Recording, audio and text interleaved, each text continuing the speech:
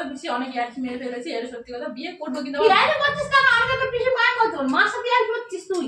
দেখো ইয়ার্কি করছি না, আমি বলছি যে যদি বিয়ে করি আমার বড়কে আমার সাথে ব্লগ বানাতেই হবে, এটা হচ্ছে কম্পালসারি ব্যাপার। ও বানাবে না। ওকে ওকে ওকে, আমি কেন বিয়ে করবো ওকে? কি কি লাখ লাখ টাকা মালিক নাকি ও? তাও বিয়ে করবো না যদি ভিডিও না বানায়। আমার আমার মানে আমার পছন্দ যে গুরুত্ব দেবে না তাকে তো বিয়ে করে আমার লাভ নেই। একটু ভার মিলা। আমি তো ভাবলেই আছি, তুমি ওরে বলো যেটা আমার বিয়ে করার অত ইচ্ছা, তাহলে ভিডিও বানাতে। আর কে আমি চিনে না, আমি কেন বিয়ে করবো?